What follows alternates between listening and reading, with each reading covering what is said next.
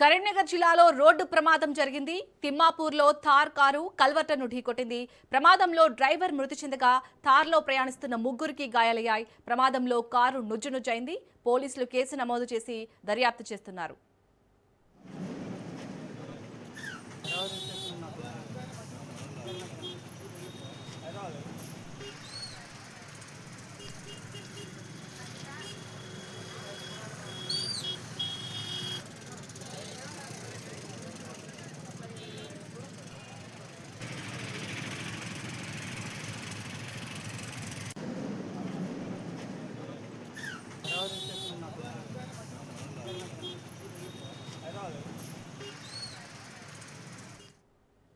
కరీంనగర్ జిల్లాలో రోడ్డు ప్రమాదం జరిగింది. తిమ్మాపూర్లో థార్ కారు కల్వర్టను ఢీకొట్టింది.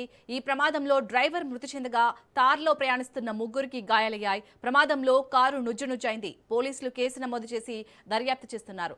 రైట్, ఇక కరీంనగర్లో జరిగిన ఈ రోడ్డు ప్రమాదానికి సంబంధించి మరిన్ని అప్డేట్స్ ని మా ప్రతినిధి అజీమ్ అందిస్తారు. అజీమ్, అసలు ఈ ప్రమాదం జరగడానికి కారణం ఏంటి? అలాగే ప్రజెంట్ ఆ ముగ్గురు పరిస్థితి ఏ విధంగా ఉంది? శాలిని, కరీంనగర్ జిల్లా తిమ్మాపూర్ మండలంలో ఈ విషాద ఘటన జరిగింది.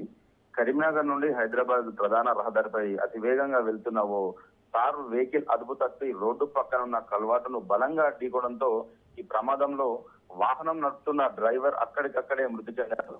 ప్రమాద తీవ్రత చాలా ఎక్కువగా ఉండడంతో కారు ముందు భాగం పూర్తిగా నుజ్జు అయితే ఆయన తెలుస్తుంది.